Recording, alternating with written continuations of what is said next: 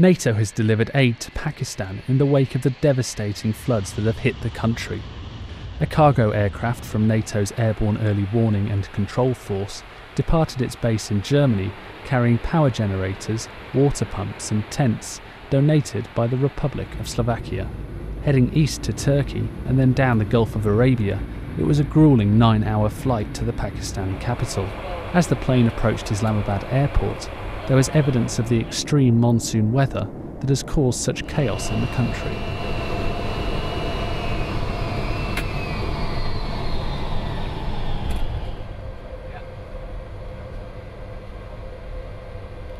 Once on the ground, the aid was quickly moved off to join the growing amounts donated by the international community. Islamabad airport has become a hub for all of the aid that's poured in from all over the world. And now added to this is the Slovak aid that NATO has transported here. The destruction is so vast that it is beyond the resources of any country.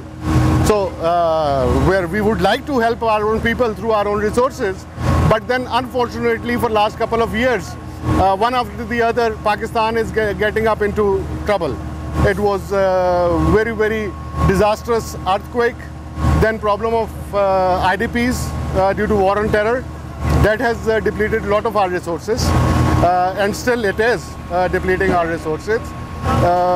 So obviously we need international help to at least put them back in temporary shelters.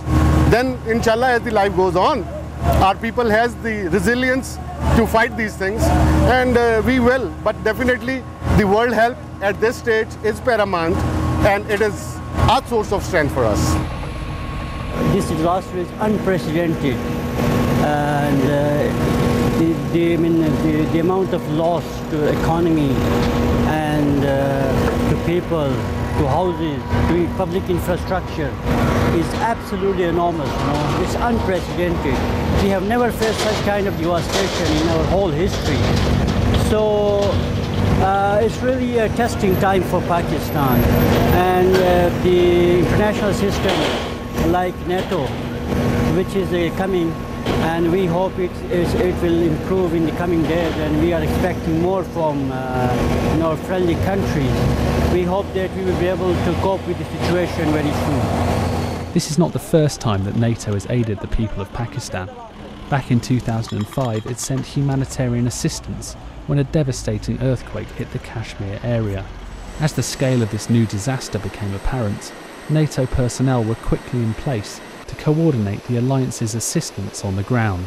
The directive was signed on Friday, and we were on the airplane on Sunday morning to come down here to Pakistan as a liaison and assessment team to work with the Pakistan authorities and the international organizations such as the UN to identify the coordination, the potential links with those international organizations, and also to work with Pakistan to identify what the requirements were and to help refine them in terms of priorities, so that as NATO looks at what it can bring down in strategic airlift, we can assist that.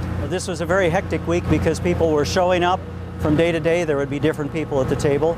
Also working with the Pakistan authorities. But I must say, the National Disaster Management Authority was fantastic.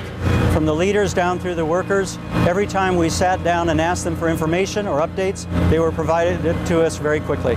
The last of the aid pallets rolled off the plane to be expedited to the people most in need of such vital necessities. In the coming weeks, the fight will be to prevent outbreaks of waterborne diseases amongst the huge number of people who now find themselves homeless and without food or drinking water. With the aid offloaded and the plane prepared to leave, the NATO crew had the satisfaction of a job well done.